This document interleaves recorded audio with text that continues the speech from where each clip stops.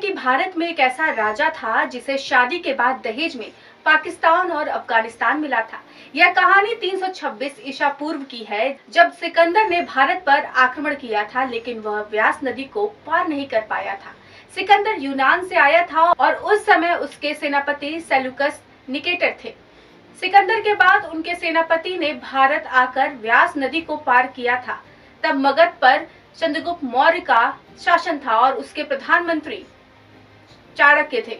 चाणक्य की नीतियों के कारण ही सिकंदर वापस लौटने को मजबूर हुआ था। चंद्रगुप्त मौर्य की सेना ने एक बड़े हाथियों की फौज थी, जो सिकंदर के सेनापति को नहीं पता था।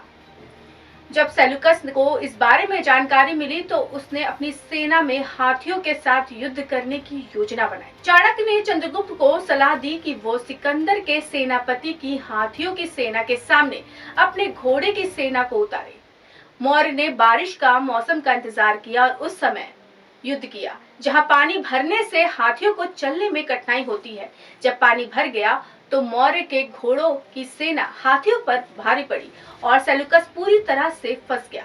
युद्ध हारने के बाद सेल्यूकस ने चंद्रगुप्त मौर्य से अपनी बेटी हेलेन का विवाह करने का निर्णय लिया और दहेज में कंधार, मकरान, बलूचिस्तान और काबुल जैसे क्षेत्र दिए। इस प्रकार पूरा पाकिस्तान और अफगानिस्तान चंद्रगुप्त मौर्य को दहेज में मिला। इसके अलावा बिहार को बुद्ध की धरती के रूप में भी जाना जाता है। 1912 में बंगाल प्रेसिडेंट से अलग होकर बिहार एक स्वतंत्र राज्य बन गया था।